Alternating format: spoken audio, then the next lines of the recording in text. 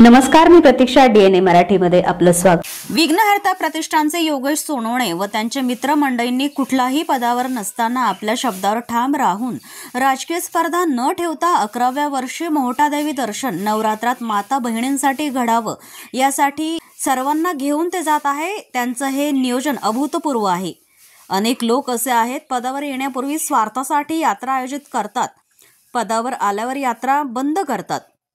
पण माझा हा सर्वसामान्य कार्यकर्ता अशा यात्रा थांबवत नाही. त्याबद्दल मला सार्थ अभिमान आहे व त्याच्या मंडळाला मी धन्यवाद देतो, असे कौतुकास्पद उद्गार खासदार सुजयदादा विखे यांनी केले. अप्रत्यक्षरित्या मोहटादेवी मोफत दर्शन यात्रा बंद केल्याबद्दल खासदार निलेश लंके यांना त्यांनी टोमणा मारलाय. सावेडीतील टीव्ही सेंटर येथील विघ्नहर्ता प्रतिष्ठानचे संस्थापक योगेश भाऊ सोनवणे पाटील अनेक सामाजिक व धार्मिक उपक्रम कायम राबवित असतात. गेली 10 वर्षे ते परिसरातील महिलांना मोहटादेवी दर्शन घडवित आहेत. त्यांच्या या 11 वर्षीचा दर्शनाचा शुभारंभ माननीय खासदार सुजय विखे यांच्या हस्ते आज करण्यात आला. त्यावेळी ते बोलत होते. या प्रसंगी धनंजय जाधव, अनिल भाऊ बोरुडे, नितीन शेलार, महेश गुगळे, हर्षल बोरा आदींसह कार्यकर्ते, महिला मंडळाचे पदाधिकारी उपस्थित होते.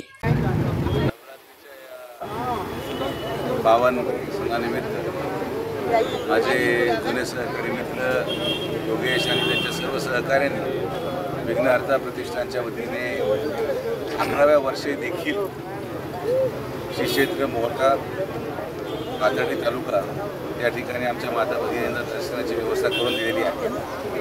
परमार्थ करत असताना राजकीय स्वार्थ न ठेवता आज कुठलंही पद नसताना त्यांनी आपल्या शब्दावर कायम राहून आपल्या माता भगिनींना एक अभूतपूर्व असं आयोजन करत दर्शन करून तिथं नाश्त्याची सोय आणि अशा अनेक उपयोजना योगेशने केलेल्या आहेत. अनेक लोक असे आहेत की जे पदाला येण्यापूर्वी